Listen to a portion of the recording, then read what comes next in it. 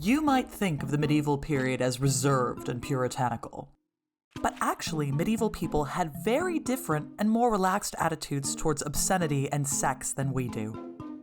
As a result, in this episode, be prepared to hear a few harsh words and shocking truths.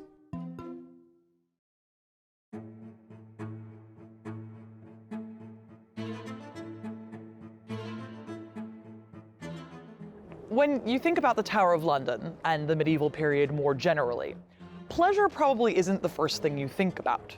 There's a couple reasons for this. First, we're taught that the Middle Ages is an unrelentingly grim time.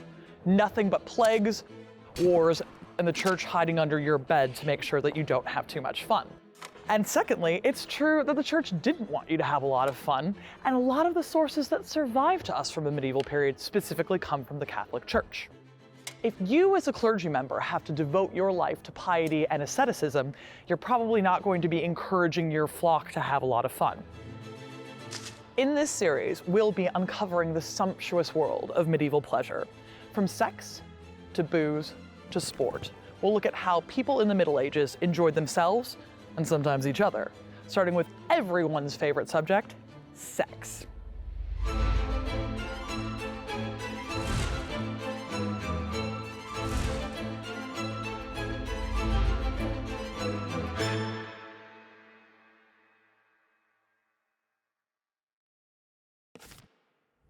To start our exploration of medieval sex, I've headed to York because it was one of the most important cities in medieval England. Rivaled only in size by London itself, York is a great place to understand what people were getting up to because, well, with this many people around, someone was having sex. Because the Middle Ages is so long ago, I mean, the latest part is about 700 years in the past, it's really easy for us to forget that they were normal people too. We're here in the shambles in York, which is a great way to get a physical idea about the world of medieval pleasure. This would have been a thriving area of commerce, fun, booze, all kinds of options about how to have a fun time. This can help us to understand what it was like for our medieval ancestors when they went out looking for a bit of fun. I met up with Dr. Kate Lister, an expert in the history of sex, to talk to her about where we might find clues about sex in medieval streets. One street in particular stands out as a testament to what people would get up to when looking for some fun. So, Kate, you've taken me here to Grape Lane, and that is a kind of secret about what used to happen here, right? Grape Lane is a contraction of Grap, which this street was originally recorded as being Grap Lane. So are there other kind of similar names from around the time? Yeah, there are. So there are Grape Lanes as original all over Britain. There was definitely one in Southwark, but there's also a record of Cock Lane, Horsmount. There's all kinds of sit-down hoe was one that's recorded as well. Medieval people didn't mess around when it came to naming your streets because you needed to know where to go. In the medieval period, you get all these literal names about what you can buy there, like Milk Street, Poultry Street, and Grape Street. We tend to think about sex work as being this really modern invention, and not only is it quite a medieval institution, but it's really out in the open. Oh, absolutely. I mean, it was as every part of York as much as the Minster and the cobbled streets, and that's true throughout the medieval world. They had a much more, I don't want to say laissez-faire because that's not true. They regulated it and controlled it, usually by zoning, which is what the names were about. So it was restricted to certain areas, but it was certainly very prevalent, very visible, whereas in our modern society it's kind of like this sort of open secret that it's kind of hidden away. We certainly don't have streets named after it, but we have areas that you can go to. We tend to think, attitudes towards sex are always getting more open. How are attitudes towards sex different in the medieval period? Just like our own time, there's not one distinct attitude. There's many, but you would probably be surprised if you were to go back in time to just how open and everyday this was. And I think the answer for that is because how are you going to make your money? It's a deeply patriarchal world now, let alone back in the Middle Ages. What job are you going to go into where you can make some serious dollar? It's really, really limited. And that doesn't mean that everybody turned to being on the game, but it was an option that you could make a lot of money in a short amount of time. And everybody knew about it as well. The authorities are going to tolerate it, but they need to be able to identify the people selling sex to differentiate them from good people. So you get all kinds of sumptuary laws and rulings, and it's normally things like they have to wear raid or striped hoods. So different things to different cities. Some of them were white and yellow, some of them were black, some of them were purple. In Vienna, they had to wear bells. Oh. Yeah, it's like they would literally be like jangling as they approached. But even that, it's horrendous that they were kind of marked out this way, but that often sort of became like a symbol of who they were. So if you're looking at the Viennese sex workers, they were required to wear all this stuff, and then they kind of made it like kitsch and sexy. Like they had these sort of great big poulant, like stiletto shoe platform things, and then it became something that the high class ladies started to imitate them. So as ever, they are trendsetters. This is a great way to look at what ordinary women can do in cities, because you can't just go into a trade. And if you're a poor girl from off of the farm and you want to come to the big city, like this is one of the ways into a really lucrative career. What are you going to do? Yeah, there aren't a lot of options. Right, absolutely. There are family trades that you could go into. There's big industries. I mean, I guess you could become a nun. You could marry. That was like really your goal as a woman, is when you wanted money, you'd have to marry it, which is sex work one man at a time, really, more than anything else. It's so frustrating because we don't have like the financial records of these women left to us. It's always like whispers and hints and stories and here and there. But there was a lot of money to be made. There absolutely was. And the kind of redemption arc that you see in a lot of medieval saints is testament to that. They generally don't start by going, she was on the game and absolutely hated it. It's generally like she had a really great shoe collection and then she found Christ. Yeah. That's kind of... It busts one of the big myths about the medieval period, which is that people don't bathe. They did bathe. Let's just put that one to bed. They were as conscious of smelling bad as you or I. They just didn't have the means to be having showers, hot showers every single day. But they worked around that by having public bathing and mixed communal bathing as well. So that's, that should also help to dispel the idea that they're quite prudish, because you just go into town and have a bath with your mates. I don't think I've ever had a bath with my mates. But obviously at the heart of that is the sex workers, because that's a really great place to find clients. And you can actually see that embedded in the language. A slang term for sex workers, I think it's concerned in the 14th century, was a lavender. That comes from the lavender that was used to fragrance the laundry houses and also the bath houses. That's how common it was. And there was association of laundresses with sex work, poor women who would, supplement their income that way. And the stews, which was another name for the brothel, that's linked directly to the bathhouses as well. Yeah, you'd go and stew in the water and it became known as a brothel. So it's absolutely at the heart of it. So obviously here we are, place of commercial sex, but it's not like medieval people don't have regular flirtations and trying to get a hold of each other. God, yeah, absolutely they did. So I have gathered from Andreas Capellanus's De Amore, or The Art of Courtly Love, several key medieval chat-up lines. And my challenge to you, Kate Lister, is to pick up a fine gentleman on the streets of York using only medieval pickup lines.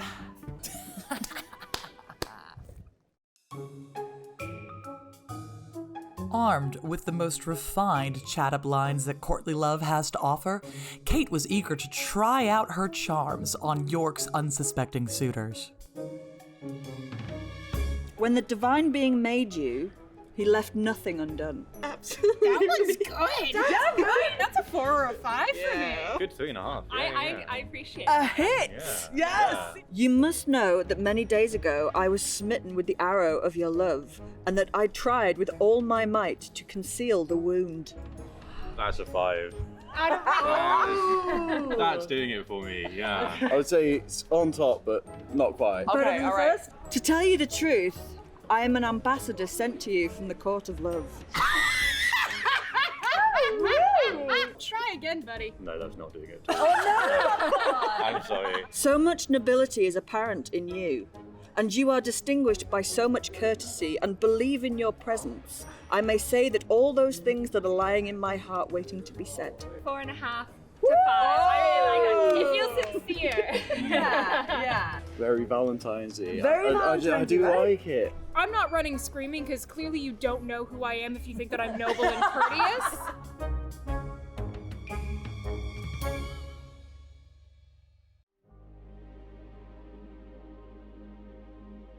The Catholic Church quite literally towered over medieval cities like York, and it served as a constant physical reminder to everyone about how they should live their life in public and in private.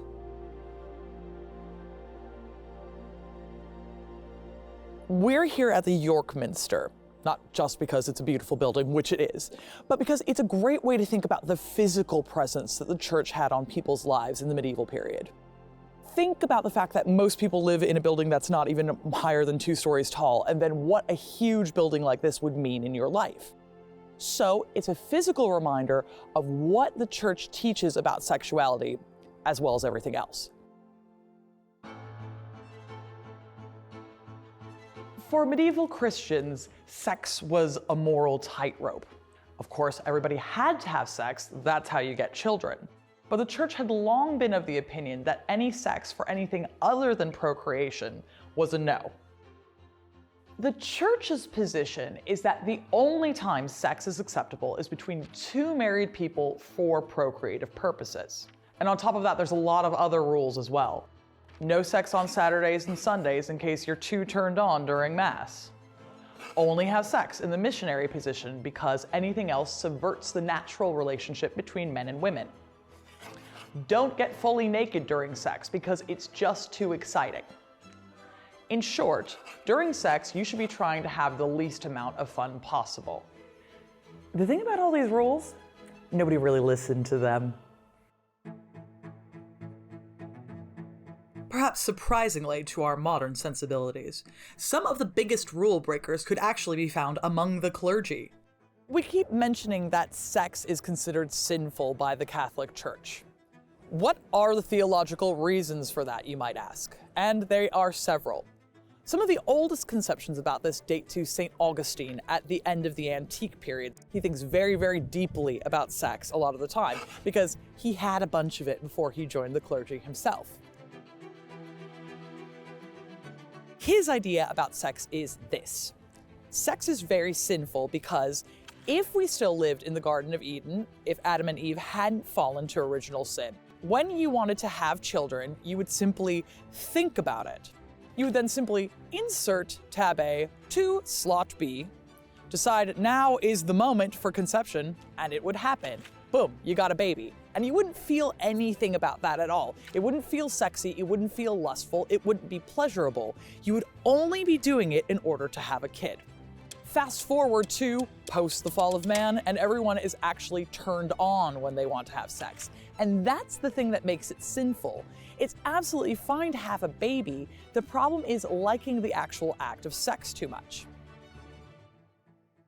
In the 13th century, Thomas Aquinas then ranks sex in terms of how sinful it is.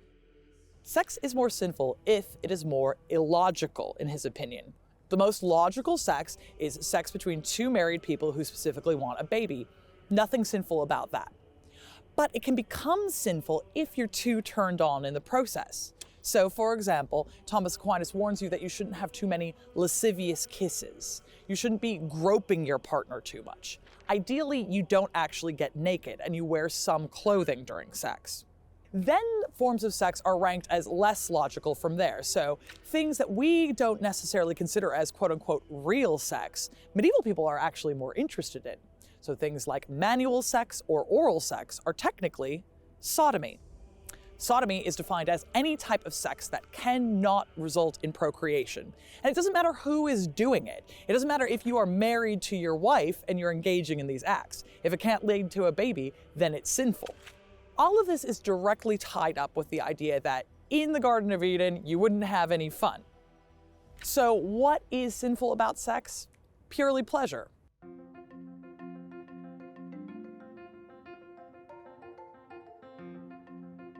But, as we've already mentioned, not even the clergy always followed their own rules about sex. Some of my favorite references to the clergy behaving badly come from 14th century Prague. There's a great document called the Archdiaconate Protocol where basically the church goes door to door to every church and asks parishioners, do you have any problems? And a lot of the parishioners in Prague say that they have problems specifically with sex and their priests. What kind of problems? Well, We've got priests who are living openly with concubines. There's one priest who is operating a brothel out of his own house that includes about 4 different women. There's a priest who sees a sex worker very, very regularly, and when he's confronted about it by the church, he says, well, yes, I see a sex worker, but I always pay her right away and make her leave immediately after. But probably my very favorite priest from Prague is one who gets caught in a brothel and wants to run away before he gets arrested. So he lights out of the house completely naked and runs down the streets of Prague, where all his parishioners see him. Imagine you're getting a lecture from the pulpit on a Sunday about all the sex you shouldn't be having, and you're getting it from the guy who you saw naked last night. These are the reasons why it makes it clear that nobody really necessarily cares what the church has to say about sex. If priests themselves can't follow the rules, why are the day-to-day lay members going to care? If we want to get a better idea of people's sex life in the medieval period, it's helpful to have a look at some of the places that they would have been expected to do the deed. Because the bedrooms of everyday people during this period weren't exactly comfortable, and they certainly weren't private. So one of the things that we need to know, first of all, is although there's just one bed here with us, in a servant's room that almost certainly wouldn't have been single occupancy, you would be sharing it. I guess sex was almost a public affair in the Middle Ages. Privacy would be a really, really rare commodity. So say you have a dorm like this, probably, you're not going to be on the pole trying to bring a girl back to this sort of a situation, but it's not exactly unheard of either, is it? Well, I mean, look, where are you going to go? Like, what are your options, right? There's nowhere to be hanging a tie on the door to say, don't come back. You're either going to take the chance and do it in shared rooms, or you're going to have to try and find sex outdoors, I suppose, or a quiet area somewhere. And in a city like York, that's probably going to be a bit hard to come by. It's going to be tricky. I mean, you find dark corners all over the place, but quiet, maybe not so much. So I suppose, yeah, you would be used to people having sex around you. Not constantly, but I mean, if you're growing up in a home, and like where families were sharing one room, probably growing up and heard your parents have sex.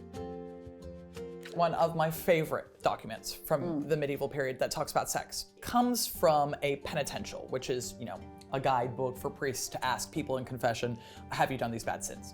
It's written by Bouchard of Worms. He's a bishop. He lives in the 8th century. He says that you should ask women, have you ever made an object in the shape and size to match your carnal desire? And have you ever taken the object, fastened it about your waist, and used it on another woman? So basically, have you ever made a dildo?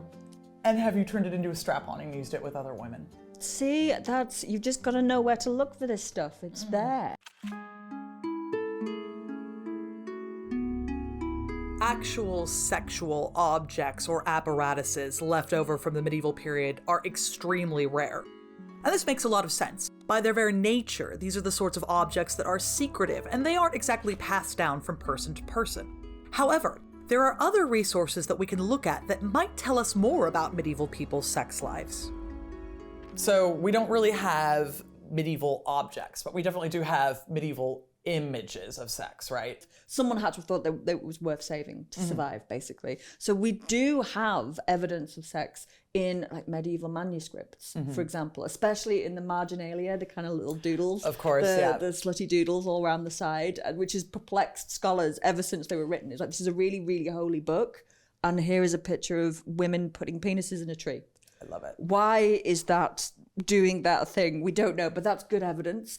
We also have surviving badges from pilgrimages. Oh, I love pilgrim badges. A lot of them are sort of late medieval 15th century. They come from the lowlands. I've got a very, very favorite one, and it is a vulva that is wearing a crown, and she is being carried on a little litter by 3 phalluses who all have little legs and a tail.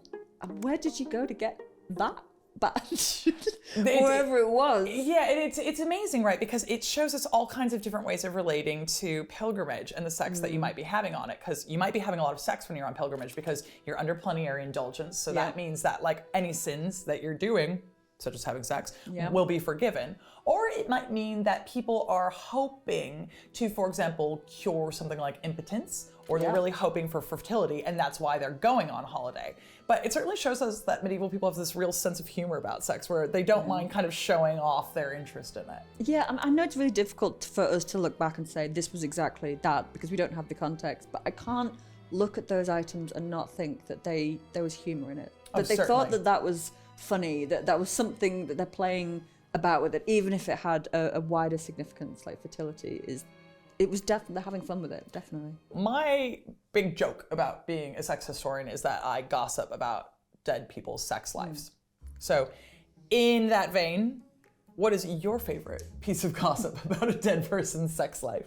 Since we're in York, there is one story that I remember about a man in York, and I think it was the 13th century, his name was John, and he was subjected to an impotence test by the church. This goes back to a medieval custom that you could have your marriage annulled if things weren't working in the bedroom on the grounds of annulment.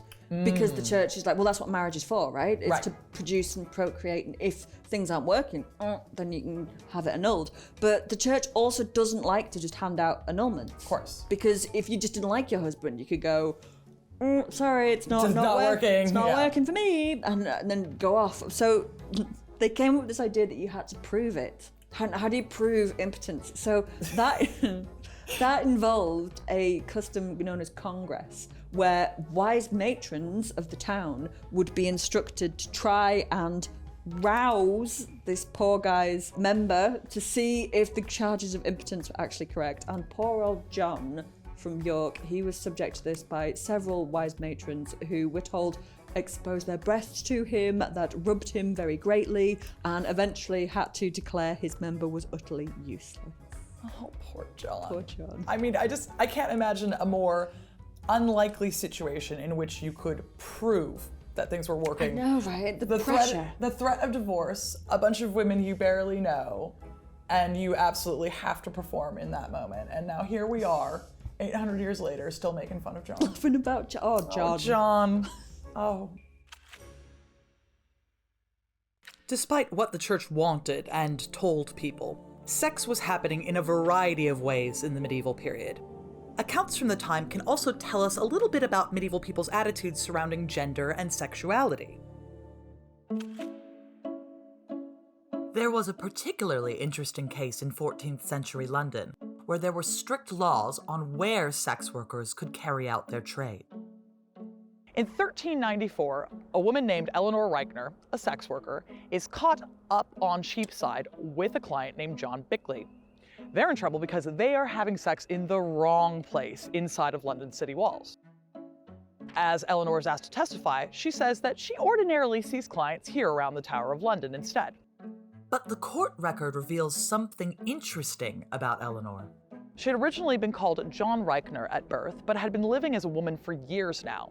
And she primarily worked in commercial sex, both in London and also for a time in Oxfordshire.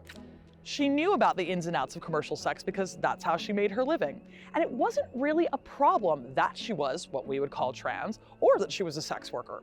The only thing she was in trouble for was having sex in the wrong place. If she went back to work here by the tower, technically it would be fine. It's only a matter of record with the courts because of where she was having sex. We don't know exactly what happened to Eleanor as a result of all of this, but her story is proof that what we would call queer people now existed in medieval London just as much as they do today, and they were having sex. To our way of thinking, sex in the medieval period for the everyday person wasn't exactly a relaxing affair. If you weren't out in the open, you were in a cramped and often crowded communal room. But what if you were lucky enough to be from the upper classes of society? Well, in the Tower of London, we have a fantastic recreation of a bedroom to give us an idea of what the private, or not so private, lives of the royalty were like. This is one of the finest medieval bedrooms that you were ever likely to see because it is fit for a king. King Edward I, more specifically, who ordered this bedroom built in 1280. It's been redecorated based on manuscript evidence and what we think it might have looked like. Even now, we associate four-poster beds like this with romance and, well, sex. This is an extraordinarily fine example. It's based off of descriptions made for King Edward I. It's a royal bed. So this is as fine as it's possible for a bed to be. Kings would get themselves beds like this, hugely extravagant objects, not just because they were beautiful, but because they afforded them privacy. In a king's bedchamber like this, you wouldn't just expect to find the king and queen. There would often be servants, courtiers going in and out. It would be a throughway. So if you wanted to actually have sex and you wanted some privacy, you'd close these curtains and give yourself some extra space. However, rich people of all types are going to want beds like this if they can afford them. It's just this is the finest example of a medieval bed you're ever likely to see. So how crowded was a royal bedchamber likely to be?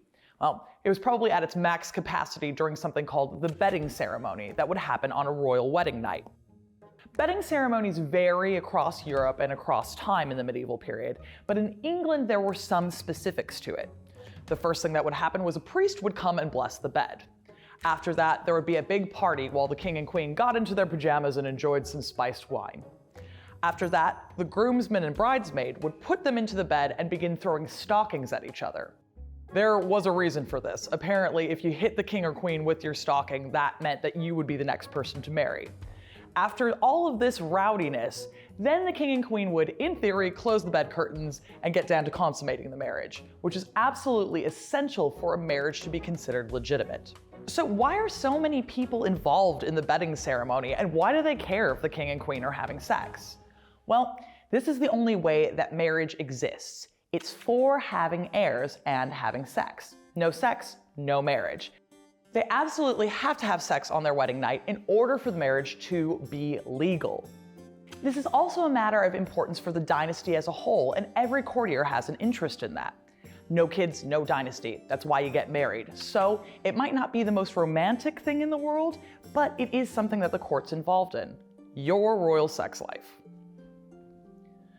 If trying to have sex after the bedding ceremony doesn't sound like a lot of fun to you, that's because royal sex wasn't supposed to be fun.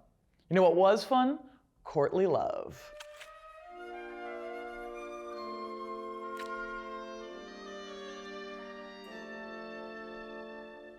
Courtly love, when we say the word, conjures up ideas of romance, and that's certainly true, but it's a kind of romance that isn't very modern at all. That's because it takes place almost exclusively between married women and the unmarried men in the court's retinue. Unmarried men would write love songs, they would write poetry, they would do anything in theory for the woman of their dreams. And part of that was finding ways to have sex that wouldn't endanger their marriages. So the payoff of courtly love is usually non-procreative types of sex, not in beds, not with your husband, anywhere at court that you can snatch a moment of time. There's a real worry within courtly love literature specifically about endangering your heirs and endangering the line of succession. Therefore, there's also warnings about having procreative sex with the person that you're in love with. For example, in Arthuriana, Guinevere and Lancelot accidentally bring down Camelot when they have procreative sex. Whether or not people actually listen to these warnings is not something that we can actually tell. No one tends to write down, yeah, I had adulterous sex last night. However, we do know that there is some kind of tension there, and there are lines that are being drawn and redrawn all the time about what is acceptable and romantic. So we tend to think about medieval people as being real prudes. However, they're interested in all kinds of sex and romance that we would find completely unacceptable. Even at court, in one of the most important places in England, you'll see people that are breaking rules that we think are written in stone. Doesn't matter what the church thinks. Doesn't matter what even Arthurian literature thinks. People are going to find a way to have some fun with each other one way or another. And usually it means that they're not feeling particularly romantic about their husband or wife when they do it. If courtly love stories offered a refined way to talk about sex and sexuality, at the other end of the spectrum were all sorts of bawdy and lewd tales that would really offend our own sensibilities. However, these sorts of smut had an almost universal appeal in the medieval period, and individuals from all walks of life would compete to tell lusty puns, dirty stories, and all kinds of jokes in places such as banquets. But first, we need to dress the part. Ta-da! The banqueting hall it's not just somewhere that you come to get your food. It's kind of the epicenter of the house, the epicenter of culture. There'd be musicians, there might be dances happening, and the one thing that they loved is a story. You had your fair share of real highbrow stuff, courtly love, knights, damsels, and all of that stuff. But there's absolutely no doubt that the medieval people loved a smutty story. And this is the thing, so you could be in the richest situation in the world and you're still gonna hear something like, for example, Chaucer. One of my favorite stories is The Miller's Tale. Within that, you have someone who, she's married to an older man, and she convinces him that a giant flood has come in order to have sex with their lodger who lives in the house. And it's really, really involved. And then it ends with a fart joke. Yes, it does. It's a really convoluted, farce, basically, of a young woman trying to have sex with someone who isn't her husband, and then there's another suitor on the scene who's wooing her, and he tries to get her attention by singing under her window while she's in bed with another man, and she thinks it's really funny, so she opens the window and she basically sticks her ass out and says, kiss this, and he does. The whole joke is the fact that that he kind of leaps back and goes, oh my God, women don't have beards, and that's just hilarious to all the medieval people. Chaucer does come from a highbrow context. He is kind of a noble. So, this is the sort of conversation that you could expect to have at table. But we don't expect that. And I suppose what it kind of really tells us is that the history of sex and the kind of pleasure of that is not this big straight line forward into being more and more comfortable about sex. Because actually, in a lot of ways, we've come really far backward from being able to have those sorts of conversations openly. Yeah, we're better. We are more open than perhaps our grandparents were, but in many ways, we're not open like the medieval people were. We don't have public communal bathing. We don't have sex in the same room as other people. We don't go to a highbrow dinner party and tell pubic hair jokes. Maybe you don't. Well, maybe you don't, but it's a pretty sure way not to get invited back pretty quick. But this is the equivalent of having dinner with, the creme de la creme of society, and you're sitting around making jokes about asses and sex, and I would have loved it, but it's like a strange thing to be doing in this kind of really highbrow situation. But yeah, they loved it. It was just part of their humor and their worldview. So, okay, over this episode, we have established that medieval people really quite randy. Whether that's people from a royal household having sex in the same room as members of their household, whether that is being totally comfortable with pretty raunchy names for streets, totally accepting sex work, or even having sex in public. Because I have got a great poem for you. It is called The Maidservant's Holiday. It's from the 15th century, and it goes thusly. Jack will pay my share on Sunday at the ale fest. Jack will souse well my throat every good holiday. Soon he will take me by the hand, and he will lay me out on the ground so that my buttocks are in the dirt. Upon this high holiday.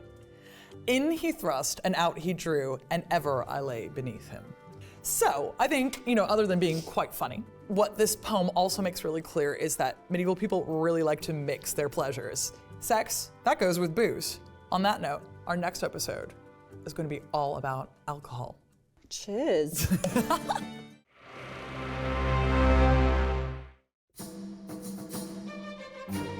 It's no secret that medieval people drank. A lot. We have made a lot of myths about why it was that medieval people drink so much. And all of them tend to conform to our own biases about the medieval period. We think about it as a time that's very dirty, when no one had any fun.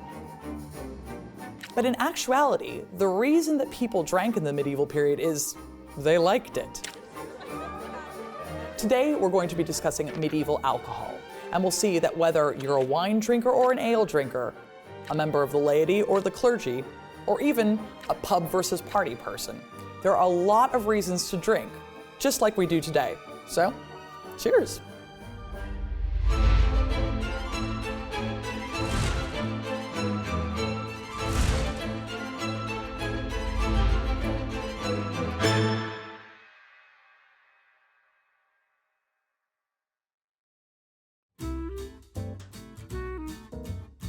What did medieval Europeans drink?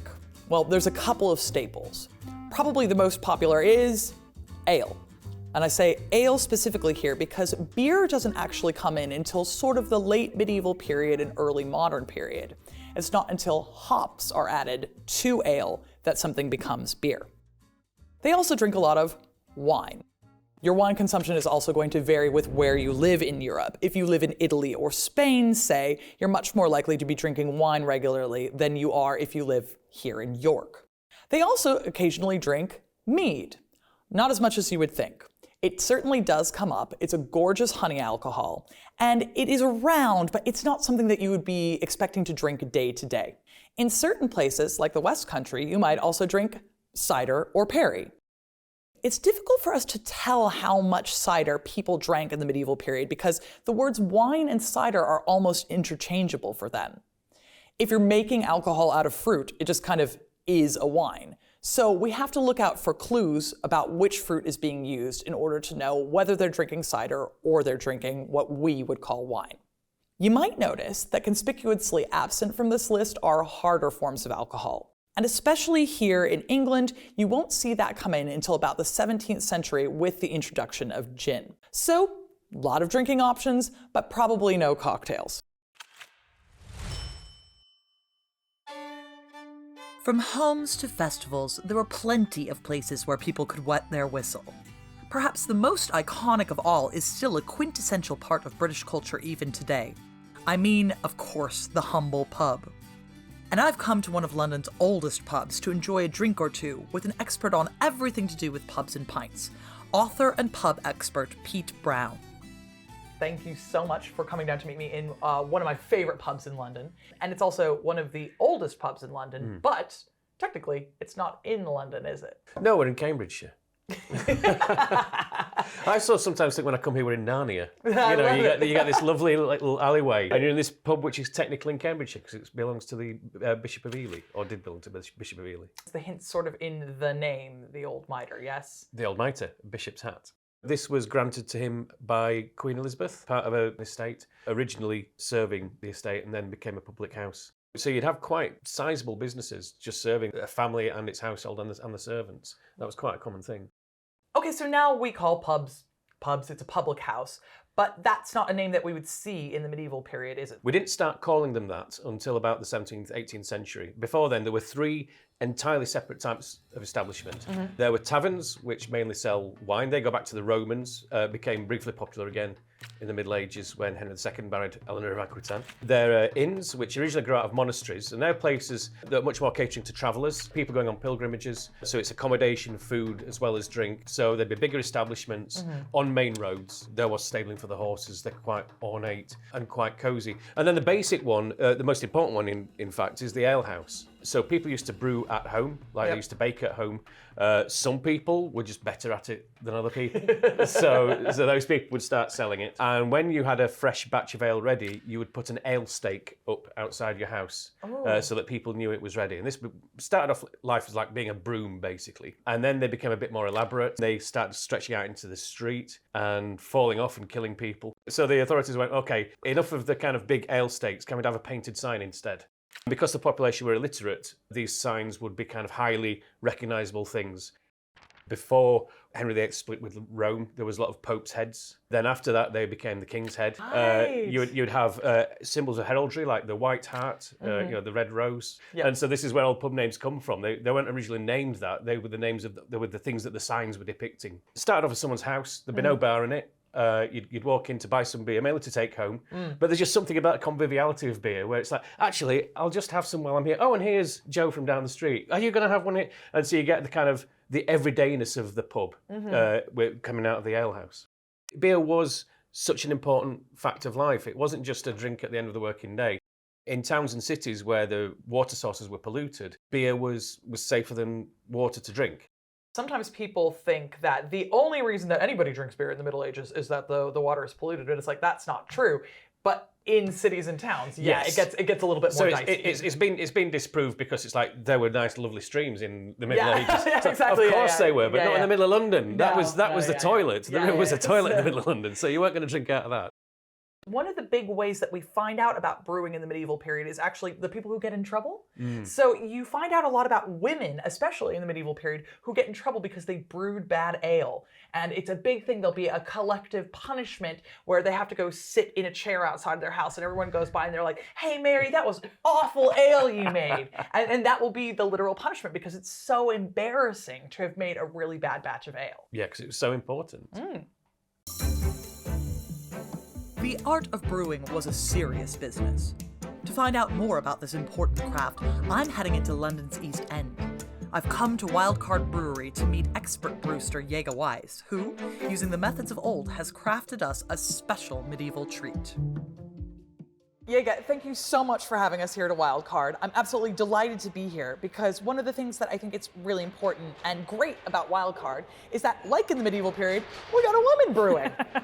This is sort of what we would expect to see in commercial brewing now. What's the difference between home brewing and like industrial or commercial brewing? So the four main ingredients in modern beer is yeast, water, malted barley, and hops. And that's quite different-ish to previously. So the malted barley, the water, and the yeast stay pretty much the same. But hops didn't really come into brewing until around about the late 15th century. Right. Typically, you would use kind of herbs you would find out and about.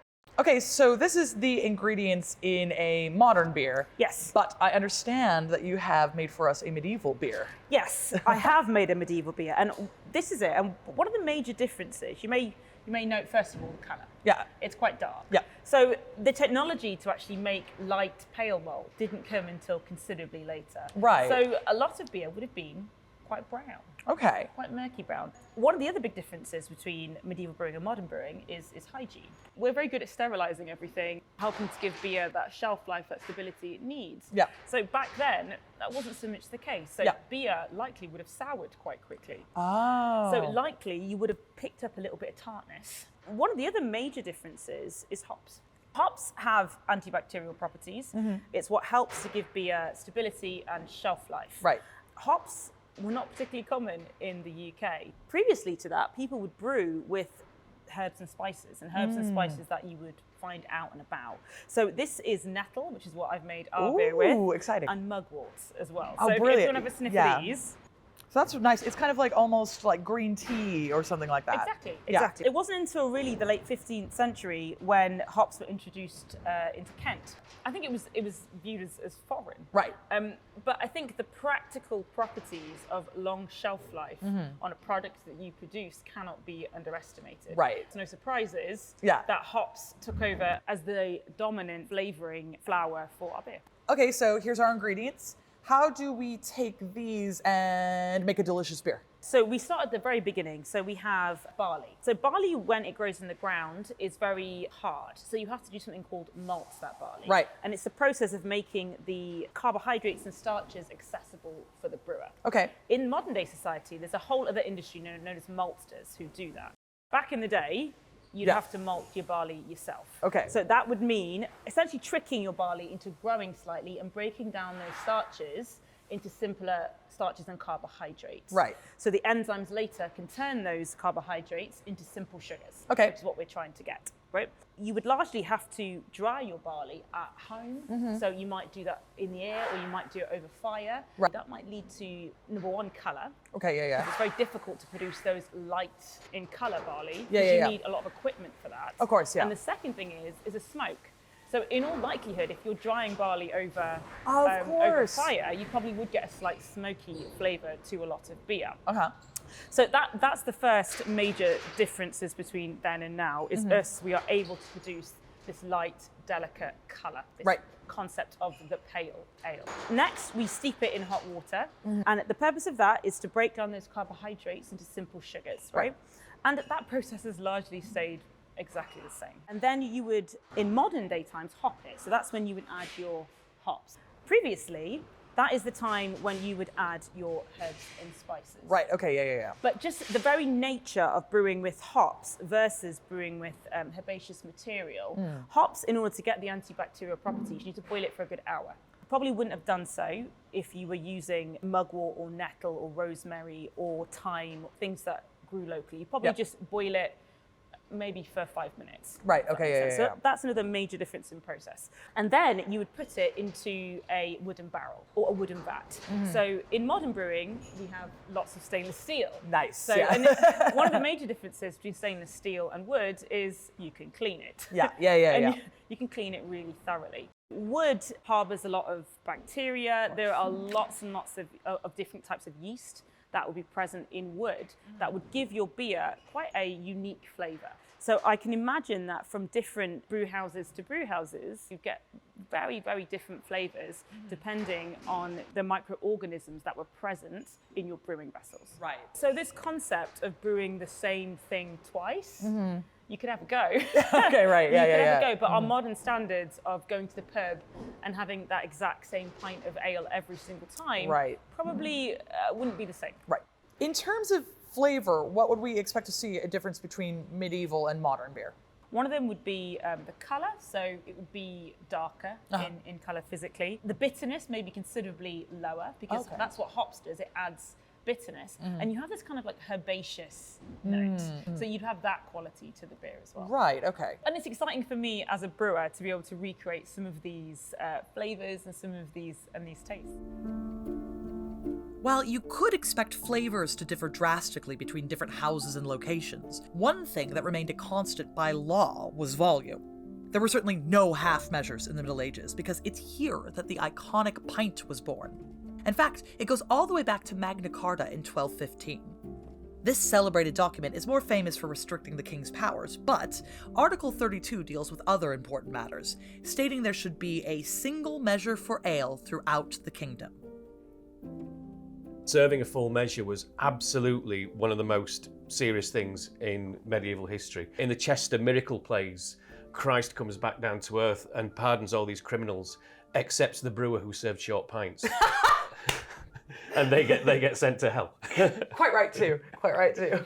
You couldn't actually measure the strength. There was no way of doing that back then. So you could measure the quantity. Right. And at least try and put some kind of control on it through that. What are we serving said pint in? We're serving that in tankards, maybe pewter ones like this, but maybe wooden or pottery more commonly than that. Yeah. But there's a great story that when you would buy a pint in something like this, that it would have a system of pegs inside. So that, and again, to try and control drinking, Right. you're only meant to drink down to the next peg in one swig. So it's helping moderation. But of course, it was quite difficult to do. So you'd kind of miss it and go down to the next one, go to the next one. And there was this thing about being the last person standing when you were in a drinking thing. So if you wanted to teach someone a lesson, you'd take them down a peg or two in the pint. Oh. Great story. It's one of those that I kind of hope is true. One of the difficulties of researching the history of the pub and beer and drinking is that a lot of it was just everyday stuff, so it didn't really get written down and recorded. And also a lot of the archaeological record is stuff that doesn't last. The history that we do is really similar. I'm interested in ordinary people and what they're doing. And I think that one of the ways that we really learn about that is through stories like that. So not only do you have these great stories that are told in pubs, but they're really the foundation of what English literature is in a lot of ways as well. Because the Canterbury Tales are a series of tavern stories, and they're a series of tavern stories that starts in an inn, right? Yes. The Tabard Inn in Southwark, the congregation point for the pilgrimage to Canterbury, is the start of the Canterbury Tales. It's the birth of English literature, and it takes place in a pub because you've got the knight and the wife of Bath and the priest and the pardoner and all these people. There's nowhere else that you get all those people together in one place apart from an inn. And the stories that they tell as they go down, Canterbury Tales doesn't describe the route from Suffolk to Canterbury. There's a lovely bit of land here, a nice view from. It's not that. It's the people telling each other stories, like you do over a few beers in an inn. And now it's the time I've been waiting for, to get a taste of what the medieval pub goer would have experienced all those years ago, by enjoying our very own homemade medieval brew. We begin in a very 21st century, non-medieval way, by smelling our ale first.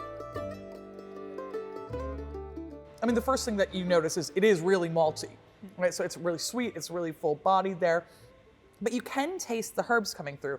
And can you smell just that little hint a little hint of tartness in there. It does really have that edge that I would expect kind of from a sour or a gose, something like that. But only incredibly lightly. Yeah. Incredibly lightly. Oh, that's really good. It's good, isn't it? It's really good. It's good, isn't it? Yeah. And what's so interesting about it is you can really see why this battle between hops and between herbs got so intense, because it's really good. Yeah, it is. And flavoursome. One of the things I definitely notice here is it is quite malty. It is really sweet. You've got that nice kind of like rounded complexity. And a hint of smoke in the background as well. Yeah, just a bit. Yeah. And I think a lot of that is largely because the malts that they would have been using would not have been very well modified compared to modern standards. And when I say modified, I mean getting those starches and carbohydrates being able to be broken down into simple sugars. So because it's a industry that would largely have been done in the home, it would have been a bit inefficient in process. So I think a lot of the beer probably would have been quite sweet. Right. So what sort of alcohol percentage would we expect to see in something like this? So in something like this, you typically see between probably 3 and 5%. Well, this is a bit closer to the 5%. So that's pretty high. So I guess this is something that I would expect to see, you know, at table for, you know, a holiday. Like you're going to have it at Christmas, you're going to have it at Easter. But they're drinking beer like all the time, right? So what are we having with breakfast in the morning? You can pull off something called the first runnings, and that's when you take off the sugary, most luxurious part of the beer. And you can make a beer with that, and that beer would be stronger in ABV, stronger in flavour, more expensive to buy, fancy beer. Or you can take the last runnings, which is the opposite of that. So it's weaker, there's not much sugar left, and you can ferment that. And you would end up with a beer that's very, very low in ABV. So the kind of beer that you could drink and you could work, or you could get through your day whilst drinking lots of beer. This is about what I would expect in terms of effervescence from an ale. You know, like there is something in there, but it's not like pétillant. Yeah, the process of conditioning a beer hasn't really changed that much over the years. Especially in Britain, we use very traditional methods. Right. So this beer would go into a cask where it would then condition, and it would just get a little bit of fizz, but nowhere near the expectation of modern standards of carbonation. Right. This is gorgeous, and I absolutely love it. But if I was going to go, in theory, next door in the medieval period, would I be presented with something that tastes like this? Probably not. Probably not. So one of the things that's really interesting is locally to me, where I brew, we've got Walthamstow wetlands. So here, nettle grows easily, mugwort grows easily. I can leave here and go and fetch some. Right. It's going to very much depend from household to household what grows locally in your area and what you have access to. So in all likelihood, most households will have a different herb mix, a different flavour mix. So you would get variations in recipe from house to house. Is it also going to vary in terms of season to season? Absolutely, because different herbs, they grow at different times of year. Currently in season, we've got mugwort and nettle, which is why I've chosen these particular herbs. Right. But other times of year, you'll have heather, you'll have rosemary, you'll have other herbs that you could use in your spice mix. Yega, thank you so much for having us. I'm absolutely delighted to try medieval beer, and I don't suppose I'm ever going to get to drink this down a pub soon, am I? No, because it's got no shelf life.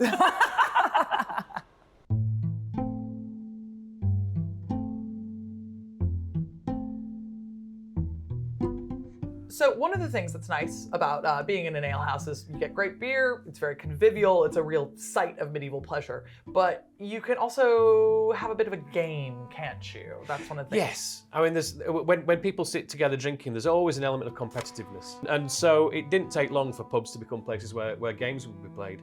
A bit later than what we're talking about, but Henry VIII was a great exponent of shuffleboard. The other aspects that was really popular was any variation on fighting. Right. Whether that's people fighting, like prize fighting, bare knuckle fighting, or animals. So some of the most popular games in pubs for centuries were things like cockfighting or bear baiting. And when you look at a lot of the heraldry around pubs, the logo of several breweries, different breweries, is kind of fighting cocks. But yeah, anything that involves blood and anything that involves gambling was eternally popular in an alehouse. The alehouse, tavern, or local inn would have been an important part of everyday life, offering not just a drink, but a communal hub of culture and information right across Britain. But this wasn't the only place where you could expect alcohol to be served. At some point, especially if you were better off, you would attend a feast or a banquet, a chance to really indulge in the finest food and drink.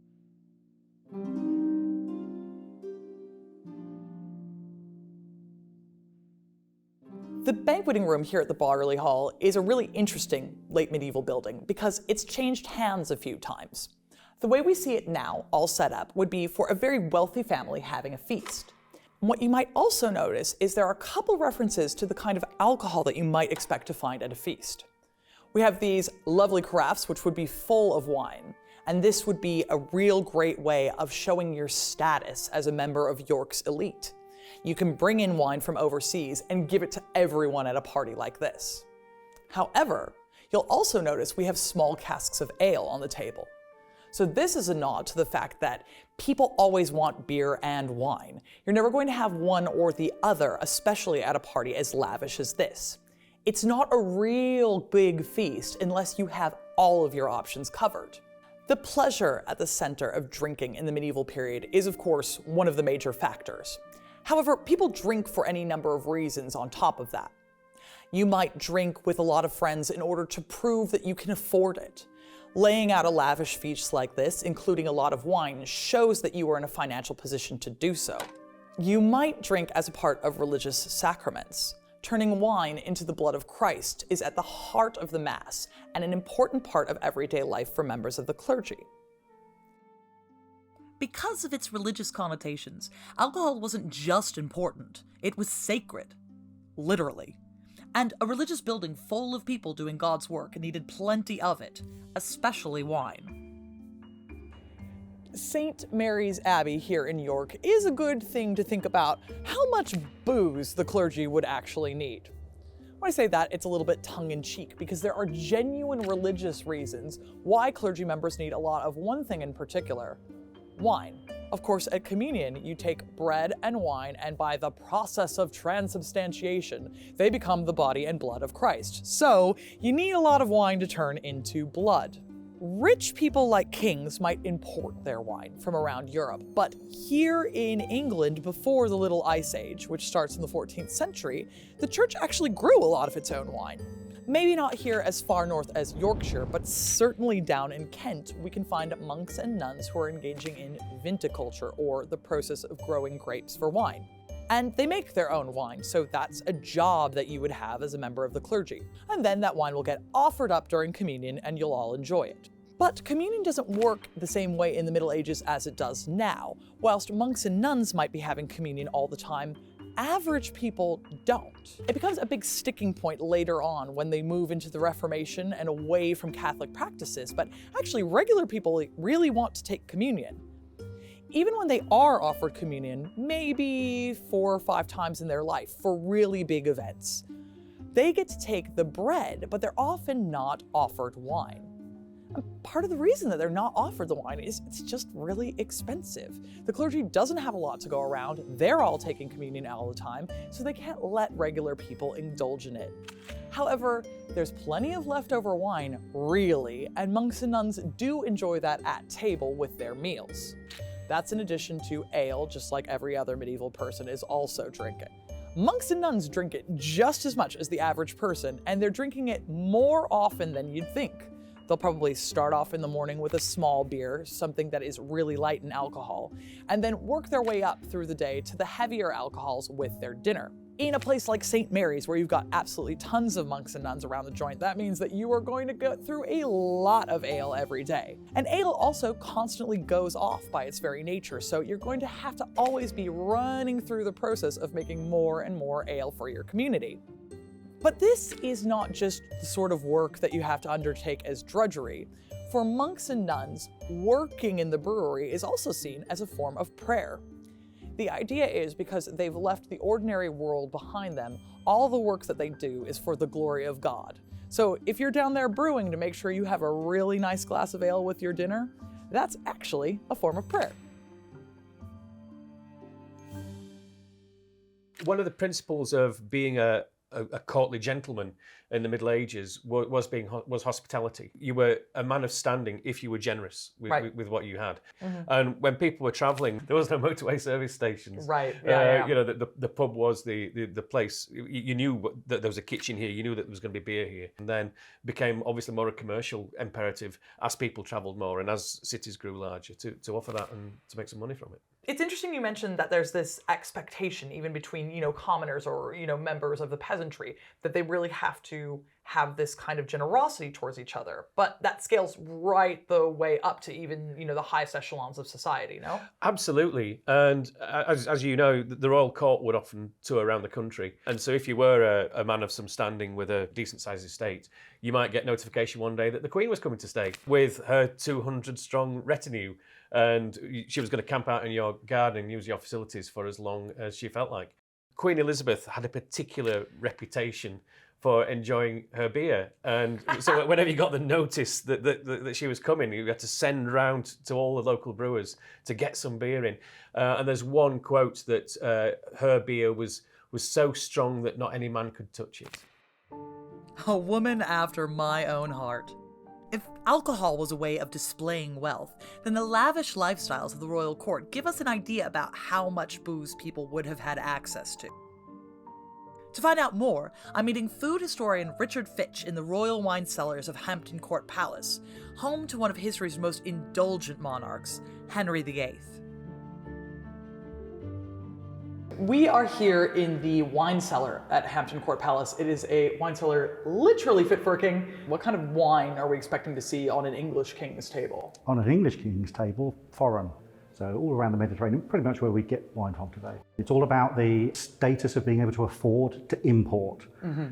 Importation, the further something comes from, the more it's going to cost. So the further you can bring it, the more of a status symbol that you're providing. How do you get something like this in here? By boat, by barge, up the river. That's one of the principal reasons Hampton Court is built next to a waterway. If you were really in a bad state, by road, on wagons, but then it's very much rolling. So the thing to remember with that is, of course, that you're just churning that wine up. So our modern notion of what is a good wine versus what a historic notion of a good wine is completely different. Clearly, someone's job is to look after this, right? So the department is the cellar, and that's overseen by the clerk of the cellary. And then he has within his department a sergeant and grooms. I think there are 2 sergeants and 2 grooms who work for the household, and they supply the wine and ale for the household. And then there's the equivalent of that position of the mouth, and they are the people that provide direct for the monarchs. Medieval people like to simply throw some spice in something.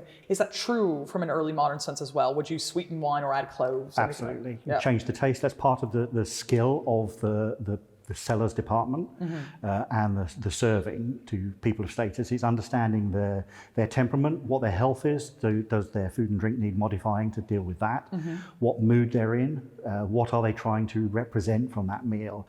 Do they want to show that the spices they've obtained? Do they want to modify the flavour? And then modify that accordingly. And that's the skill that you as an employer are paying for that person. How much wine would we expect a royal household to go through in, say, a month? Hundreds of thousands.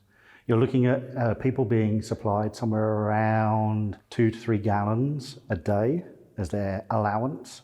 That doesn't mean that's what they consume, but it's part of their bouche of court. So their allowance for actually being a courtier is they have wine, they can then give that on to other people. But that process happens whether they drink it or not. And the other thing you have to remember is once the cask has been opened, it has to be drunk. They can't be made re-airtight. So you have to process the whole lot or turn it into vinegar. In general, if you work within the court and you're a member of the household, then you are given wine or ale daily. Even in a cellar at this size as well, would there be gradations of wine? So a monarch is more likely to drink something than, say, a lower member of the court? Doesn't seem to work that way. What they seem to do is just supply wine, and it's what they can get seasonally, what's available, what quantities there are. And there doesn't seem to be that much of a differentiation between quality of wine. It's what they serve it with, how much they serve of it, and whether or not it's watered down. And it's all about the money. It's all about the status of seeing that your employer, the monarch in this case, has the ability to provide that. It's an expectation that you have of them. The 1521 Field of the Cloth of Gold meeting between King Henry VIII and Francis I of France has gone down in history as one of the most shameless displays of wealth and opulence. It featured every medieval pleasure you could think of, including the Great Wine Fountain. And this painting captures the downside of drink too. Puking and fighting aren't far from the boozing. I know that there are things, for example, of having wine fountains at court to just really show how much you have to show off. Clearly, that is going to be at some sort of festival, but how often would those large displays happen? They seem to be focused on the very, very specific. So we know that there are table fountains from the continent that are later, early modern, so late 16th, early 17th century, and they seem to be around 4 or 5 foot tall. What we're more used to in thinking in terms of scale for England is converting conduits in the larger cities like London, and Berwick is another big one. So that when the monarch changes, or for Henry VIII, when his various wives change, they convert the conduits for water supply to wine supply for the cities. I want to know where this is happening for me now. The Jubilee's coming up. Absolutely. So free running wine. Here at Hampton Court Palace, we've got a representation of a wine fountain in our base court, and that's based on the image that is shown from the painting of the Field of the Cloth of Gold from the 1520s. So you've got beer and wine fountains in a field. Do we know how they did that? Unfortunately not. Oh. I'm suspecting some form of siphon system, but it's a pure guess. We've made a model out of one in the past to try it out, and it works through a siphon. And we know that the 17th century table fountains use a siphon system, but they run for a fixed amount of time, and all of the records show that these fountains ran constantly. I suppose that it's theoretically possible to just have, again, a bunch of manual labor, but... Yeah, absolutely. Labor's cheap, so...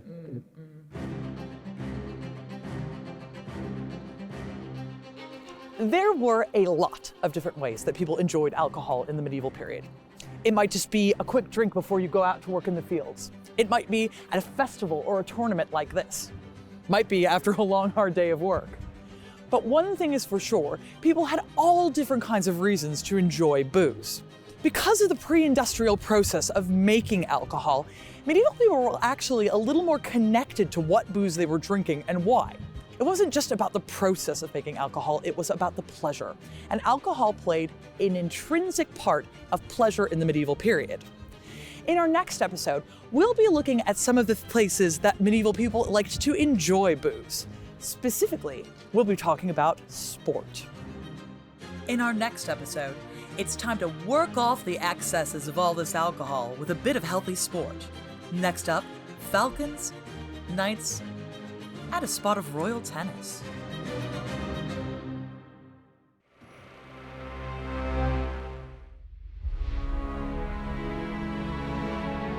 So far in this exploration of medieval delights, we've walked the streets of York, poked around a king's bedroom, and fermented a brew fit for the Middle Ages.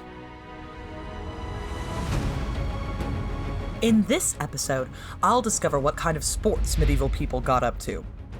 From gallant knights charging at each other on horseback. I mean, I look like I'm doing a really terrible version of the robot. To the complex game of real tennis. Back in the corner there, the grill. You might see a picture of Henry VIII. If you hit him, you get a point. We will look up high and low. And I'll find out if I've got what it takes to join a crossbow guild. There we go. I hit something! You hit the target. Yeah! As we dive deep into the world of medieval sport.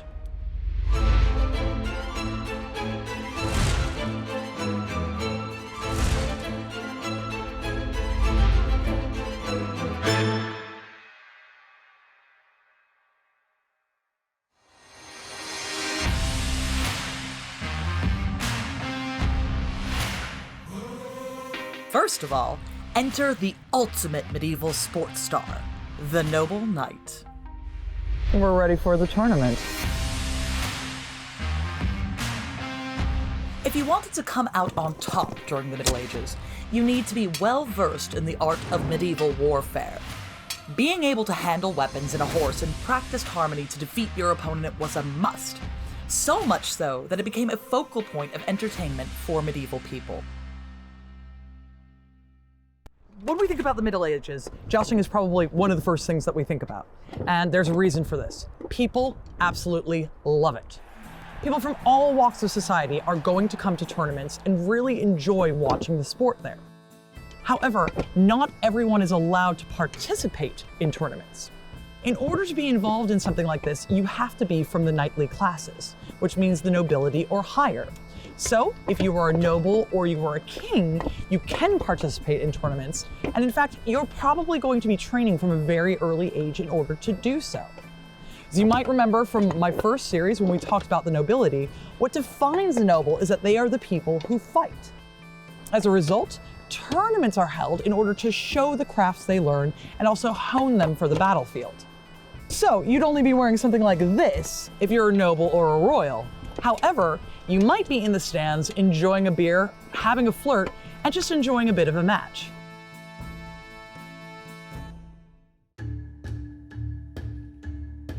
And if you were able to take part, you needed all the right kit, from a well-trained steed to shining armor.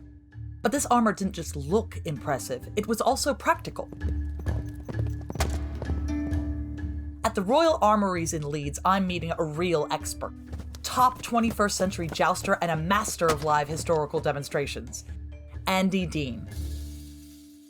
So Andy, I am wearing some armor, I think that's what we could say. You are sort of mid 15th century armor, and of course armor should be absolute like a sort of Savile's Row suit on you. However, needs must. You look pretty good in it. So you're very Italian in your style currently. There's more metal basically to an Italian armor, and the smoother surfaces mean that things deflect nicely.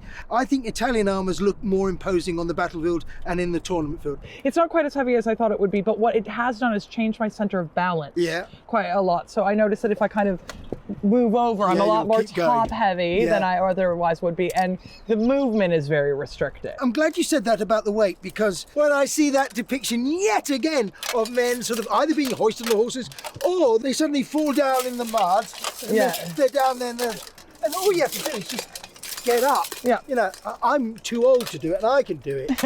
And everything you do out of an armour, you should be able to do in an armour. Last bit goes in, brow first, there we go, underneath the chin. Armor like this could have been worn in a tournament or on the battlefield. And seeing as I'm so often buried in books and lectures, getting to try the kit on is an excellent change of pace. I got quite cocky after the chest plate went on, and I was like, this isn't so bad, I've got this in the bag. But what it does do is give you a lot of forward momentum here. I mean, I look like I'm doing a really terrible version of the robot.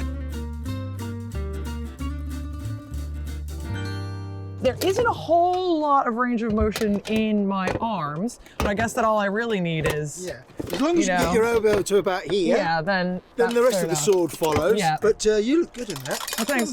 Joan of Arc, eat your heart out. It's me now. But at heart, I'm a historian, not a jouster. So, having given the armor back to Andy, I'm continuing my research into medieval sport by meeting a vital part of the knight support team, his pit crew, the squires. So if you are a squire at a tournament, you are assisting the knight, you are on the job, absolutely. But is there anything else that you get to do? Would you ever participate, for example? You are a nobleman by fact, so you will be of a similar standing to a knight. You just don't have that title yet.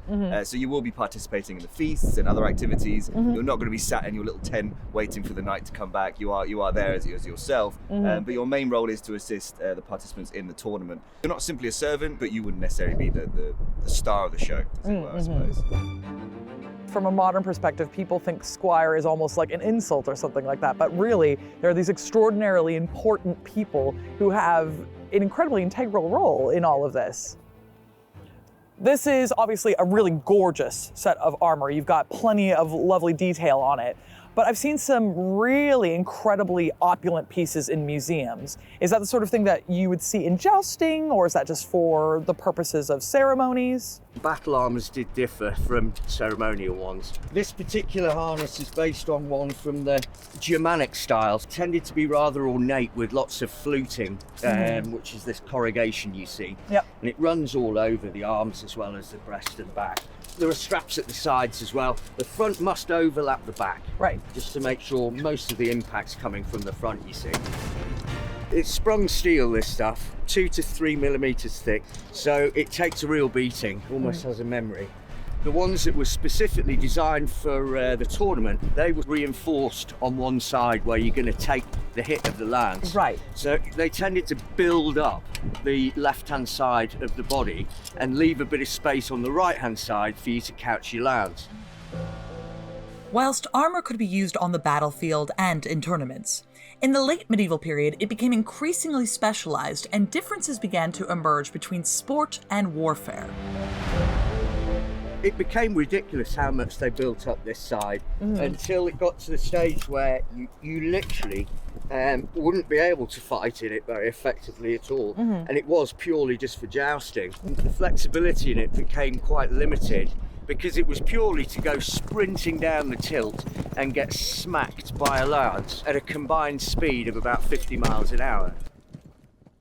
All right, so here we are. We're all dressed up. Can we please go see some jousting? Absolutely, let's smash some lances. It's brilliant.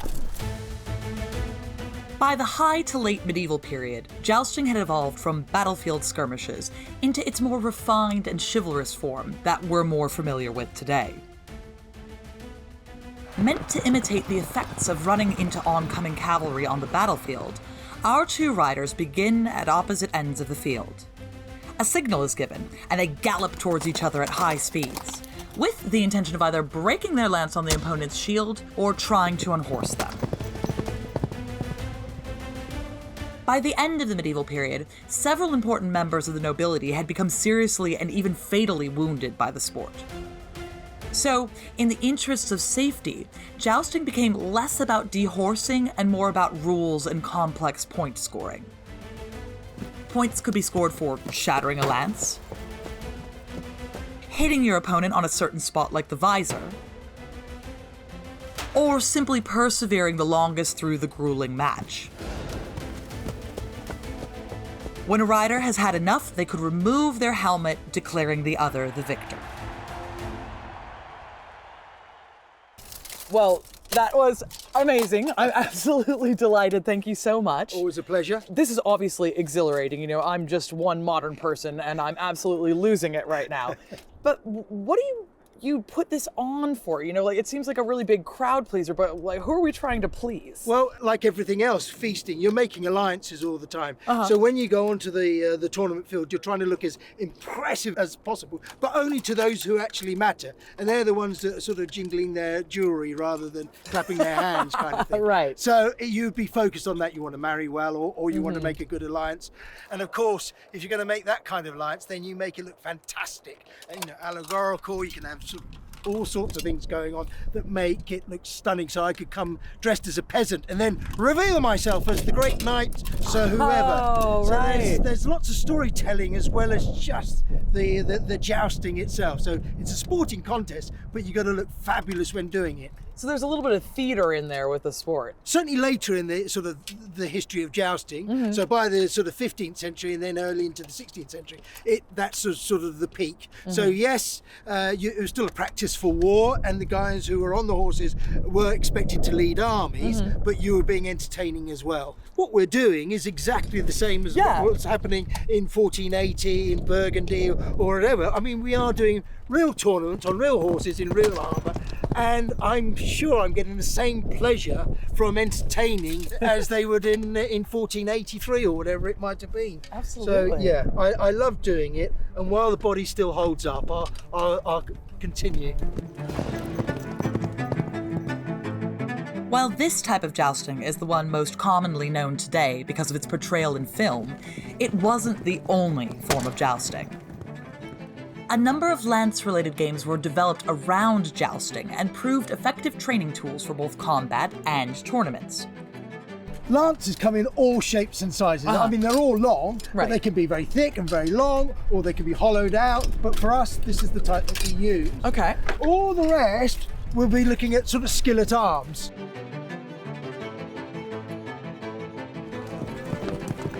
Running a quintain, for example, involved a form of jousting towards a stationary target.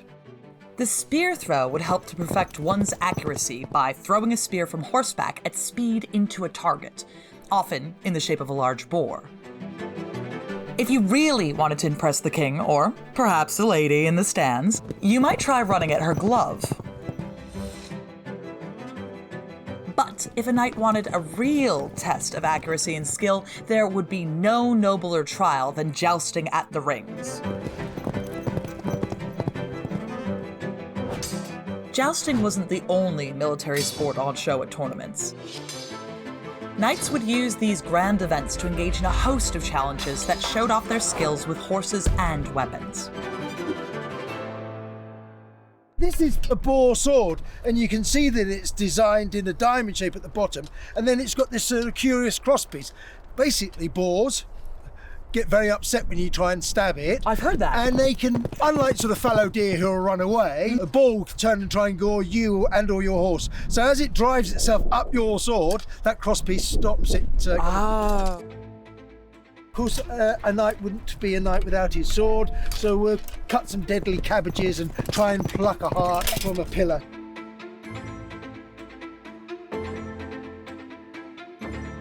If you weren't posh enough to compete in the tournament, there were alternative martial sports for the relatively wealthy. In continental Europe, these included the so-called crossbow guilds. So I'm absolutely delighted to talk to you about crossbows because I think it's one of these big unsung sports of the Middle Ages. And I think everyone kind of imagines crossbows being used in battle, and they definitely were, Absolutely. but that's not the only thing they're for. You're absolutely right about the sport of it. In fact, there was a whole community of people who loved crossbows. Typically, these would have been merchants or the medieval middle class, if we want to call it that. People with money, but not necessarily nobility, who couldn't participate in these larger tournaments. So they'd go out, they'd buy themselves a very nice crossbow, and they'd go and compete in their own tournaments and their competitions. In fact, people can make some decent money out of it, going from tournament to tournament all over Europe. Also, there are applications that are a little bit more practical. You could hunt with a crossbow, right? Absolutely. So crossbows were really, really popular hunting weapons. In England, a lot of nobility would practice with bows, which takes a great deal of time. So they estimate around 7 years to get decent with a longbow. But for a lot of nobility, there was really no interest in practicing with a bow because you don't need to use it in the battlefield or anything like that. And so the crossbow comes in handy in those situations because this is actually a very easy weapon to master. And that's down to the way it's been constructed. This is a relatively good example of a crossbow during sort of 1300s, 1400s. Great. It's got a little bit of features from all over the place. It sort of travels through time. But this one's got a very low poundage bow arm, so it's actually able to be used or reloaded using the stirrup. So what we're going to do is simply place it onto the ground, foot into the stirrup, and then you're just going to use your hands to lift that thing up and lock it into the lug like so. This is where the crossbow becomes an easy weapon because unlike the bow, if I was to try and draw the bow back, at this point I'd be holding all that weight in my body. And that typically means that you're going to want to find your target, lift the bow up, draw it back and loose immediately. Now, because this is doing all the hard work for me, I can take my time for as long as I need to and really work out where my target is before I shoot. So it makes it a very easy weapon for pretty much anyone to master, because in England we had a culture of longbows. Everyone was practicing with a longbow, so we had huge amounts of people to draw on in that sense. But in Europe, less so. So we see a lot of people hiring in mercenaries like the Genoese mercenaries. I guess that also makes sense if it's the sort of thing that you're picking up as a sport, right? Because if you spend all day working as a businessman, you're not going to have all day long to be out in the field practicing with a longbow. Absolutely not, no. So it's a really easy weapon that anyone can pick up and be trained with. The amount of crossbow training you receive as a historian is zero. But I'm not going to let that stop me from cranking it back and giving it my best shot. Now we've got the crossbow ready to shoot, we want to make sure we put a projectile in it and not dry fire the bow. And the reason for that is if you dry fire it, all the energy in the bow arm goes straight back into the arm. And that can cause it to shatter or break or damage itself. So what we need to always do is make sure we have a projectile when we do this. So if I place the bolt in there for you now, and then what you would do traditionally as well is you'd put your thumb on the bolt to keep it in place. However, This one comes with a lovely little, what I like to Oh, call I a love mechanical finger, which fantastic. were around at the time. The reason you want to do that is because if you don't take your thumb off, it's going to take the skin off your thumb when you shoot it. Okay, right. Awesome. I'd rather not. Exactly. Now, with this particular weapon, what's really interesting is that you've adopted more of a gun position. There's no recoil on this weapon. So what we want to do is bring it up to your cheek. And they can look right down that's towards so your much. target. Absolutely. So you can take the girl out of America, but you know. All right. Now the trigger's quite stiff, so try it with one finger. If you can't achieve it, just pop two fingers on Okay, there and give it a good old squeeze. Let's see what I can do. Nope. Yeah. There we go. Hey! I hit something. You hit the target. Yeah. Brilliant. That was a passable first attempt, albeit at point blank range. How about we try one with a little more firepower? This one's from a little bit later, but the way it operates is fairly similar to how they would have done it in the medieval period, with a slightly stronger bow. So the way this one works is we're going to take this particular lever mechanism, as it were. Wow. Hook it to the front of this bar. Lift it up, and we want that wood just to sit into the string itself. There we go. I think that's on. Perfect. Right. And then I'm just going to pop my foot against it there, and then basically what I'm doing is I'm going to use that lever to push. Okay, there, we got the click. So now that is loaded. All right. Once again, I'm just going to place the bolt on there for you. Thank you very much. Try not to tilt it downwards because this doesn't have a way of pinching the bolt. So over the shoulder, yes. I'm looking down. Looking down. That one's got a nice cheek guard as well, so we're good. And aim and fire. I can't. Okay, two fingers again. 1, 2, 3. There we go. Hey! Okay, yeah, So that. you can suddenly feel the power of a crossbow. It's buried itself much deeper. That's going to be a nightmare to get out later. But you can understand now just the amount of energy you can contain in something so small. So if I want to go hunting, or if I'm going to be doing something like just archery for archery's sake, this is probably going to be my man. So yeah, it's probably going to be something a bit more like that. The other one was probably a little bit too weak. For hunting, that would have been a perfect sort of crossbow. In fact, that one is designed on a hunting crossbow that we have in our collection, I believe. So I love it. There's all sorts of different ways to really kind of enjoy archery with a crossbow. Absolutely. And anyone can do it. That's the best part of that weapon. It's very accessible. Okay, I'm gonna have to pick it up now. Yeah, absolutely. We'll start running some competitions. Great. It wasn't just the dangerous sports that managed to draw a crowd. For the poised among us, there were also more civilized sports born from the Middle Ages.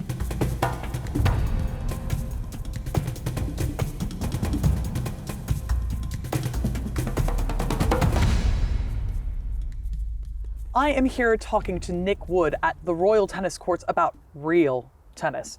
Now, I understand that some princes and kings at various points in time were accused of liking tennis a bit more than they liked their royal duties. Is that correct? That's right, yes. They're often been found on the tennis court. In fact, Anne Boleyn was watching a game of tennis when she was escorted off to the Tower. When you watch the game of real tennis, it's kind of weird to think that somebody invented it, and you'd be right, they didn't. The origins are actually a street game sort of played by the townsfolk. And it became immensely popular. In some districts, it was actually banned because no one was doing any work anymore. The monks played it and they were banned from playing it because they weren't dedicated to their duties. It sort of became an ideal activity for royals, nobles of Europe. And they started to play a similar sort of kind of game within their courtyards, within their chateaus, castles and palaces. The method of play became unified and the rules became more unified, and courts were purpose-built. And this was probably predominantly the most popular style of court. A lot of the time we tend to think about sporting culture as starting at a high level and trickling down, but this is kind of a case where it's organically gone up. That's right, yeah, very much a game of townsfolk. A lot of gambling going on, not just from the players, but people watching. The royals, they would have invited dignitaries. It would have been a real treat to have played the king and an honour to play the king on his royal court. There would have been some sizable wages being put on as well. So I do believe that Henry VIII's losses are recorded, but not so much his wins, primarily because the losses went out of the palace purse, but the wins certainly didn't go back in. Oh, cheeky. Okay, yeah. That's not a bad way to balance the books, I suppose. We're actually here with the court of Charles I, built in sort of 1629. The original court at Hampton Court was Cardinal Wolsey's court, who was the original sort of resident here. When Henry VIII took over the palace, The Cardinal Wolsey's court was actually open air, primarily made of wood, and so Henry built a more magnificent court, which was just a bit further along near the Chapel Royal. In the Field of the Cloth of Gold, just a few years ago, celebrated 500 years celebration of that that period where the King of England and the King of France met in a field in France, and they played tennis in a constructed court. And it was a big carnival. It was a coming together of the kings, and they had a famous tennis match. See, I absolutely love this because we know, for example, that jousts, tournaments like that, that's the sort of thing that people will come from miles around to watch. But we don't ordinarily think of kings engaging in tennis as being the same sort of carnival atmosphere, which is very, very exciting. The scoring in terms of, Love 15, that seems to be the same as lawn tennis is. How do we come to the scoring system? Why 15s? The sort of the numbers used in terms of the scoring 15, 30, 40 game, we believe is based on a currency, a domination of based around the number 60, which was highly important to the ancient Romans and ancient Greeks for astronomy and pyramid building and all that thing. So the currency was based on that number as well. And 15, 30, 45, 60 was deemed sort of a value of coins, and that was the scoring system. And then once the scoring system was created, it just carried on those numbers.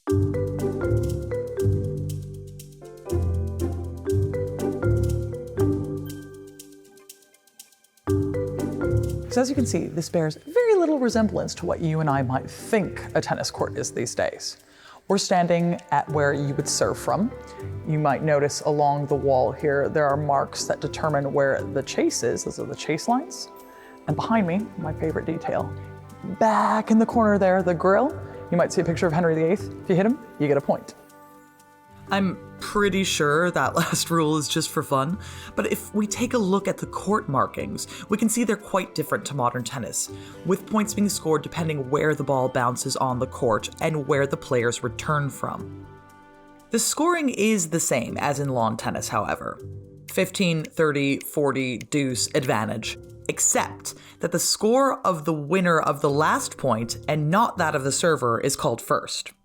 A set is won by the first player to win 6 games. So, if the score is 5 games all, there is a final deciding game. At the conclusion of each game, the winner of that game has his score called first.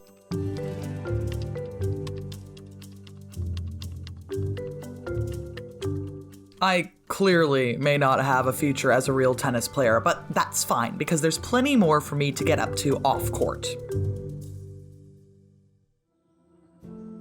Each court around the world has a team of professionals, and part of their role is to continue the tradition of making the balls. We put a royal set of balls on court, which is 72 balls. They sort of get used, worn down in about 10 days. So every 10 days we need to have produced the next set of 72 balls. Okay, this is a real Sisyphean task then. Yes. All right, today I'm going to get to be your apprentice? You are, okay. Yes. So we've got the ball at this stage, which has our cork ball in the middle, and we're wrapping our cotton tape around that cork ball. I've started it off for you. Okay, fantastic. But you're going to come and take a position on our horse, all right. and continue wrapping the tape. So a little bit tighter, and just try and have to go around the ball in a kind of a random pattern. Otherwise, you just keep going over the same kind of. All right, random I can do. Yeah. It's going to be any kind of pattern. Super. Okay. Good job. Step 1. Good job. Okay.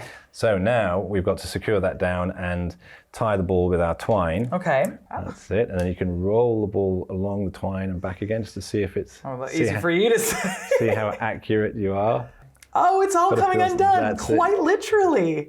Okay, so this is a terrible apprentice's job of making one. How quickly are you actually able to do this? I'm pretty quick. Yeah, it's not quite ready to go on court yet, so I think I better make a few adjustments. Okay, well let's see yours then.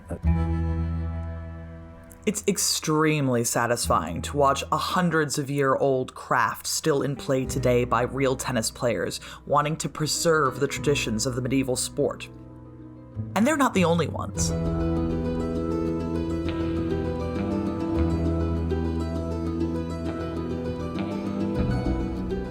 Hawking and falconry have roots going back even further than the Middle Ages, but were also an important aspect of hunting and fun for medieval people.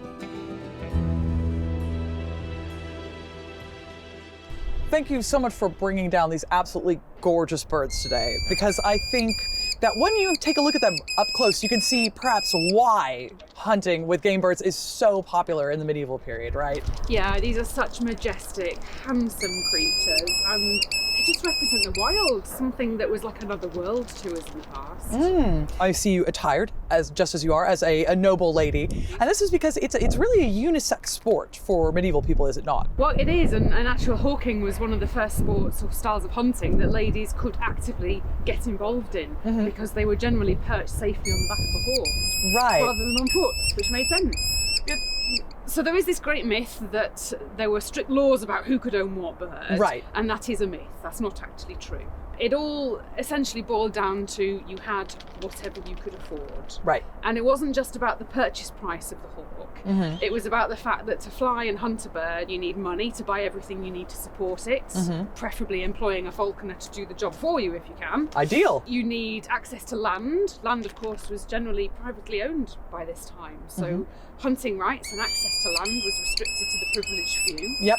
And you needed to have plenty of time, free time, so you weren't working, which meant this was beyond the reach of any mere mortal that had to work, to survive and feed their families. Of course. I mean, you're not going to do a full day of plowing and then go out and hawk, are you? Yeah, exactly. So of the birds that we've got here, who is our fanciest bird? To say that I can spare any expense, I am a duke and I want the best bird that I can get. What am I going for? Well, you'd have to be more than a duke to have this bird. Okay. You'd have to be a member of royalty. All right. And that would be the beautiful white gerfalcon behind you there. The gerfalcon was very famously a royal symbol throughout the Middle Ages. You very often see heraldry, coats of arms with white falcons in them. They were the largest and still are the largest species of falcon in the world. They are therefore the most powerful species of falcon in the world. And because they came from the Arctic, you would have to travel to the Arctic to acquire one. Wow. And that was a 2 or 3 year expedition at immense cost. So the import value of that, you can imagine, was big. These are extraordinarily courageous birds. I mean, you think they've got to survive in the Arctic. Yep. So they have to be big and bold and brave. They take on extraordinarily large prey. So in this country, they were predominantly used for hunting crane and heron. Crane? Some of our largest water birds. Wow. Who are not an easy take, not just by the fact that they're large, but they have beaks like spears. Yeah, they're so carnivores, you're aren't they? effectively going to battle when you hunt for a heron or a crane. Wow. And crane hawking and heron hawking were a royal pursuit. Next down that was the more affordable to general nobility hunting bird, and that of course was your peregrine. Okay. The peregrine had lots of subspecies. Okay. Depending upon where you got your peregrine from, it had an according price tag. So the superior peregrines were for your earls and your princes and that sort of thing. Your smaller, perhaps more Spanish or Italian sourced peregrines, they were for slightly lower nobles. Okay. Now this is the lady that I met earlier. So the Lanner falcon was for lesser nobility. Right. And that's because they were slightly less impressive, I suppose, on the wing. It's interesting that in the Middle Ages, these were known as the lanière, which is where the word lanner comes from. It's an old French word that means coward. Oh. So this was the cowardly falcon. Oh. And that is because they have an ambush style tactic of hunting. Right, okay. So rather than being highly visible as the peregrine is when it's diving out of the sky at its quarry, the lanner will use cover in the local area. So grasslands, meadowlands, they'll weave through the tight grasses and then they'll surprise their prey. And that was considered to be cowardly. Not, it's actually highly effective. Yeah. And these birds in the Middle Ages were predominantly used for hunting partridge for the larders. Oh, partridge. Okay, fantastic. And our little noisy tiddler at the end here is your classic medieval ladies hunting bird. Okay. This is the merlion, or merlin as we know it today. And as you can see, it's a very small, pint-sized little bird, and therefore thought perfect for a delicate lady. A delicate lady. It essentially is a miniature version of a peregrine falcon. Okay. So it does all of the impressive aerial stunts that a peregrine does, just on a much smaller scale, which meant that a lady could ride out very safely, on side saddle, on horseback, with her little falcon. It could do its thing. So you're hunting for skylark, maybe thrush, meadow pipit, blackbird, and that was done just for the excitement of the dashing flight. So there you are. This is an interesting case because I think a lot of the time when we think about sport and women, if it's hunting, we say, oh, they must be doing something for the larder. They must certainly be doing something for the kitchen, but they are actually out here with the least impressive bird if what you're trying to do is bring dinner to the table. Yeah, I mean, there are records of ladies hunting with lanners and ladies hunting with peregrines as well, but that would have been a simple matter of just releasing the bird from the fist. They would have done very little more than that. Right. But with something this small and delicate, a lady could certainly be a lot more hands-on with it. So it's more practical for a lady. Okay. As humans, we're hunting for two purposes in the Middle Ages. Of course, the primary function is to catch food for the larder. Okay. And everything that these birds catch, probably with the exception of the little merlin, is something that is edible. Right. So regardless of why you were hunting, everything could be and would be eaten. Right. But generally, those that were hawking for the table were hawking, as we call it. So they were hunting with things like the goshawk and the sparrowhawk. If you were practicing falconry for sporting purposes, that was falconry and not hawking. Right. And falconry specifically relates to the falcon species, which are the ones we have represented here. They fly very differently to hawks. Hawks are woodland birds. What they do is in close country. You can't see it half the time, which makes for a rubbish spectator sport. Right. Whereas the falcon family are open country hunters. They're bird catchers. So you get this high, thrilling, fast chase. That's the sporting element to it. Right. And it meant that you could take a social group of friends out with you, take a picnic, make a day of it. And falconry hunting parties were very common amongst nobility and, of course, royalty.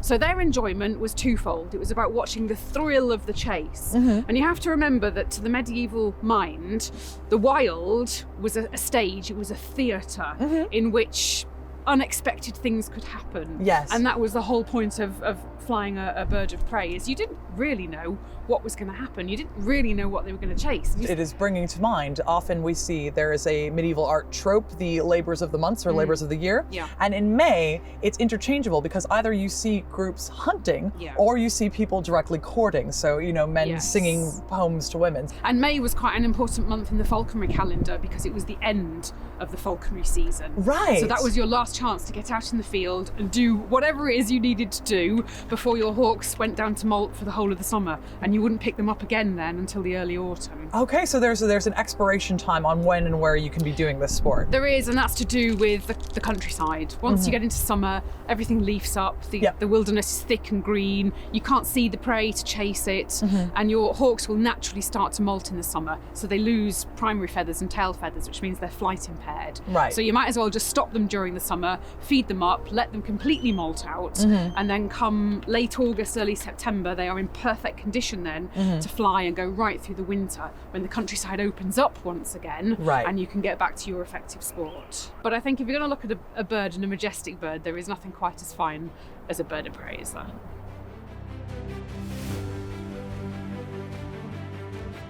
So beloved were these birds during the medieval and Tudor periods that they were often chosen for the emblems and crests of royalty. Famously, it was Anne Boleyn who adopted a falcon for her badge, and you can find it referenced in texts and songs that were written about her at the time.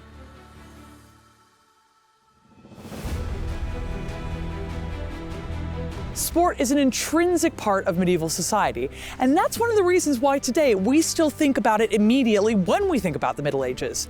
I bet you think about the joust the minute you start thinking about the medieval period. So when we begin to realize the pleasure that we can take in medieval sport, you're going to get somewhere near how they were feeling about it. The medieval world was a place of pleasure, and one where, if we know where to look, we can see our own desires reflected back at us. Whether it's sex, booze, or sports, medieval people held exactly the same interests that we do.